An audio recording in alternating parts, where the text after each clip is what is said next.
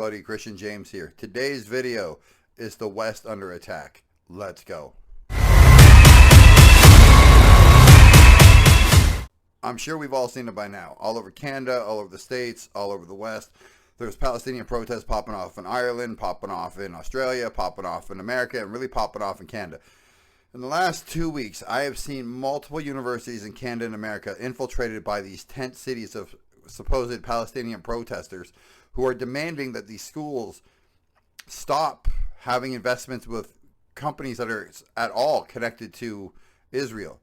And these cowardly schools, especially in Canada, just letting it happen. But also the mass immigration protests we have in Ireland. The Avi Yamini that works for Rebel News that was threatened just by walking by one of the courthouses in Australia. Let's just put it all together and watch. But tonight, the pro-Palestinian movement they joined is still alive and playing out at dozens more of the tent camps that have popped up at other campuses across the country. California Highway Patrol officers on the front lines of a crackdown at UCLA overnight, tearing down the makeshift barricades erected by pro-Palestinian supporters and moving in to arrest those who defied orders to disperse. The sweeping operation captured on live TV. President Biden breaking his silence on the demonstrations, expressing his support for peaceful protests, but adding we're a civil society and order must prevail. An NBC News count shows over 2,100 people have been arrested nationwide since the demonstrations began. Tonight, we take you into the chaos. Here's Liz Kreutz. With the clashes between college campus demonstrators and police reaching new heights, today President Biden condemning violent, disruptive protests. Vandalism, trespassing, breaking windows, shutting down campuses, forcing the cancellation of classes and graduations. None of this is a peaceful protest. Threatening people, intimidating people, instilling fear in people is not peaceful protest. It's against the law. Biden, he sounded pretty clear and concise, but he's absolutely true. You cannot let anybody break the rule of law. The more that you allow people to push the boundaries of law, the more you end up with utter chaos. I was in Kingston, Jamaica, 2017. Excuse me. Beautiful country, beautiful people. They don't follow traffic lights at all. Not a bit. It's utter chaos. But the people have decided traffic lights don't matter. We're going to do what the hell we want. That's just one small breakdown in the order of law where the rest just gets proceeded to be broken down over and over and over again. When you let people start bending the rule of law, especially just laws, well, where does the bend stop? When the thing snaps? I'm not a Biden supporter. I'm not even American. Biden is 100% true, and good for him for being fucking coherent on this day. Dozens of universities and colleges across the country continuing to grapple with how to handle the growing movement of pro-Palestinian demonstrators. This morning at UCLA, law enforcement breaching the massive encampment just before dawn. All right, police at riot gear right now. You hear the flashbangs there, but the police, they are breaching the barrier, trying to make their way into the encampment. The students, though, they are pushing back and trying to hold the line. Demonstrators, many of them in hard helmets and gas masks, appearing to use fire extinguishers aimed at police trying to fend them off. Police pushing back with overwhelming numbers. California Highway Patrol officers making hundreds of arrests. We're not going to back down. We have to be forced. Students. I used to have a criminal record. I have been to jail multiple times. I'm telling you right now, young people who are, I'm fighting for the right cause. In your mind, you are, and maybe you actually are. This is up for debate, but that's not what I'm trying to say right now. You having that attitude, you have to forcefully stop us. What do you think happens when you get jail time in prison? No one's going to forcibly stop anything that's going to happen to you. You're playing a game that you don't realize you can't reset and respawn at the last saved point. You're playing the game of life. And you people who are playing this game on behalf of Palestinians in the other side of the world where their own Arabian brothers and sisters will not protest in the streets for them. Not only are you playing a dangerous game, you're playing a dangerous game on behalf of New Age Nazis. Also taking their protests beyond the war in Gaza, calling for defunding the police as well, and asking supporters to bring them supplies, including material for shields, umbrellas, and water. Today, the campus left covered in trash and busted tents. The university's iconic Royce Hall defaced with graffiti. Some of those arrested, now released from a downtown jail, speaking out. How do I feel? I've never felt more proud of myself or my community. Across the country at Columbia University in New York, the NYPD today releasing portions of body cam video from Tuesday night's raid to clear Hamilton Hall. Police finding protesters sitting on the ground with arms linked. Nationwide, more than 2,100 arrests have been made connected with campus protests. Today, Portland State University campus closed down as police made 12 arrests and cleared the school's library.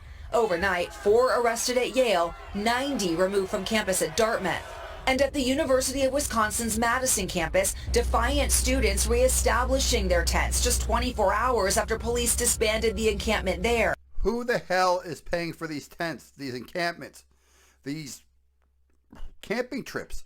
Those tents are brand new and they're all the same. Are they from Dick's Sporting Goods? Are they all from like a massive Amazon order? Where the hell is this organization coming from? This is not a grassroots movement. This is not a local movement. This is a very, very well-funded and organized movement to make sure this does not stop. You're not going to force the universities. Look, students, here's the thing with the universities. They are a business. Their job is to make profit. That's how it works. If they're government funded, they owe the government money, right? The government wants to make money off of students. And again, if they're private, their job is to make money. Everybody's job at everything they've ever done is to make money. If you understand that, you understand they're not going to divert anything from any company that has anything to do with Israel if they're getting paid. If there's some companies they're dealing with that deal with Israel and they're not worth the payment, then they may succeed and like, oh, we got our demands met. No, the company stopped making them a lot of money. Kind of like McDonald's in Russia, right? They don't exist anymore. So it's like, oh, we'll not support McDonald's in Russia, and therefore we're not supporting Israel anymore. You guys are playing a dangerous game. You're ruining your lives for people who don't give a shit about you. But hey, let's keep going. Back at UCLA, cleanup is underway. Professor Graham Blair, who was arrested this morning in the encampment, is defending the students' right to protest, despite some of the tactics they've used. I think anyone who is worried about graffiti on buildings on a college campus needs to come visit a college campus. It's 18-year-olds who are learning for the first time how to express themselves. Liz, what is UCLA saying about what played out there this morning? Well, Lester, the UCLA protesters were given several warnings to leave, but that ultimately the encampment here was unlawful and had become a huge disruption here on campus. They said because of that, it had to be removed to restore campus safety. Lester? Much different scene behind you. Okay, so we saw what's happening at the universities across America, right? We're having riots, we're having wars, we're having makeshift tent cities put up, we're having children get arrested. We have 2,100 plus arrests already. Let's look at Canada. Here at the University of Toronto, and as you can see, the pro-Hamas hate fest continues. The lawns are still occupied by demonstrators chanting genocide, putting up offensive posters, you name it. I just saw over my shoulder right now the Toronto Police mounted unit, and for a second there, hope abounded that they were going to make a left turn and head on to campus. I guess not. Maybe Adam Skelly is opening up a new barbecue restaurant and he doesn't have the proper permits. You all remember what happened to Mr. Skelly during the pandemic. All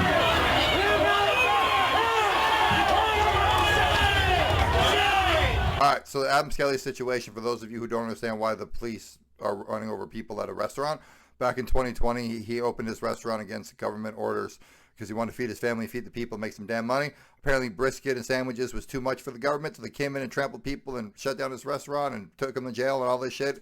And then apparently he got paid, moved to the other side of the country, and owns a home on Vancouver Island or something. I don't know. Now you have to speed.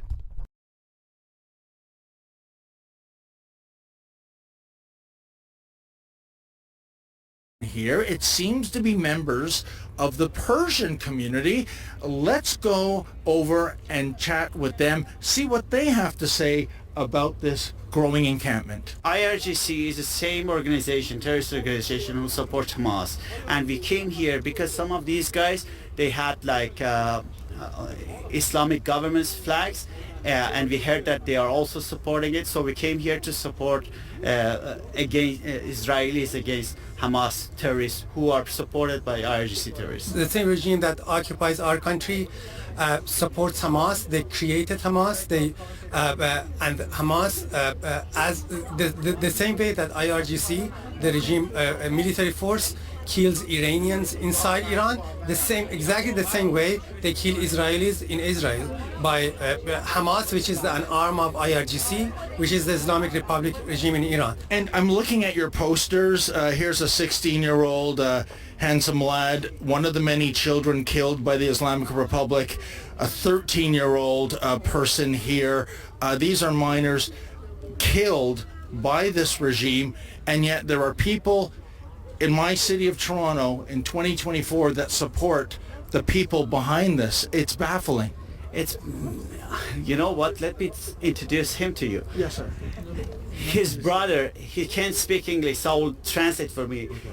His brother Shahryar Mohammadi was shot and died last year in demonstration in Iran, and he has over 200 like BB guns, bullets in his foot because of IRGC. Wow. He is the victim of IRGC, and they killed his brother and they killed his best friend.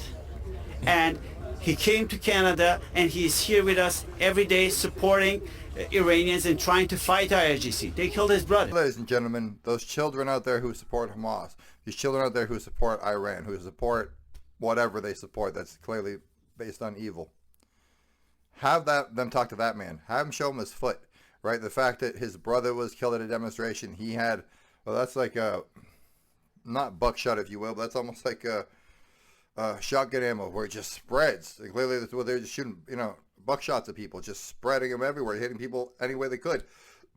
And those are their own people. If you're willing to do that to your own people, what are you willing to do to people that you absolutely have disdain for if that's how you treat your own? And we have people on college campuses all over North America supporting a terrorist country, Iran, terrorist organizations like Hamas, like the Houthis and whatnot.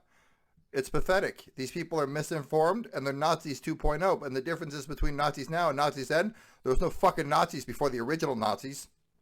Really feel sympathetic towards the people of Israel because they are suffering because of the same reason that we are suffering.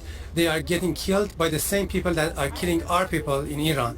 And by the way, if I may add, when you bring up the IRGC and their carnage, we can't forget what happened in January of 2020 when they shot down the Ukrainian airliner. Exactly. There were dozens of Canadians on board that. So the thing is, O'Ally, can you explain why the Justin Trudeau Liberals, 4 years later, have still not listed the IRGC as a terrorist organization? Well, folks, I have to film a postscript to the video. You see, I interviewed those Persian Canadians yesterday. That was Tuesday. Today is Wednesday, and just hours ago, this just in, the House of Commons voted unanimously in support of a motion to add the IRGC to an official list of terrorist organizations. The motion came from a House Justice Committee report that called on the government to designate the IRGC as a terrorist entity in Canada. MPs voted 327-0 to accept the report. Well, you know what? This is indeed a victory. My question is, what the hell took them so long?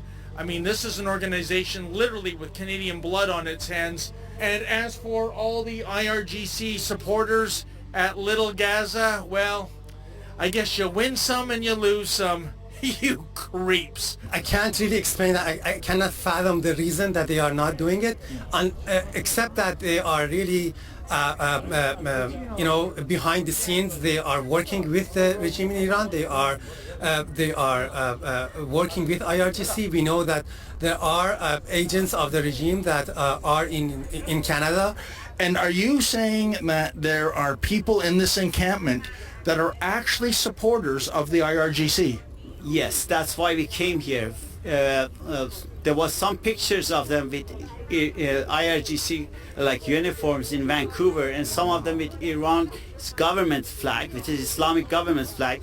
being in this demonstration, and that's why we made this decision. Like yesterday, we posted on Twitter, and we decided to come here to support Iranians, not IRGC. One of your colleagues at this counter demonstration told me that there were people behind this gate that are IRG supporters, which to me is shocking, that there would be people here in the city of my birth that support a terrorist organization that literally has Canadian blood on its hands. Why would they support IRGC? Well, like they are expansionists. They have occupied Iran. They are attacking Israel, and they want to also expand their rule to the Western governments, to the Western countries, and including Canada. Do you guys support the IRGC? I don't know anything about them. Oh no? Do you know who they are? What that stands for. Oh really? But this bald dude comes up to me and says, I don't know, something about IRGC, and you're gonna shoot me.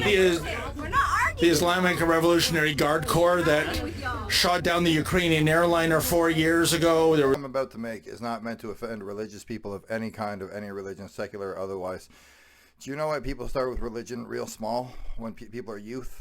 Because it's easy to indoctrinate a small child to believe there's a man or a woman in the sky, whatever you want to believe, that if you're good, you go up, and if you're bad, you go down. Up is an eternal party, and down is eternal damnation.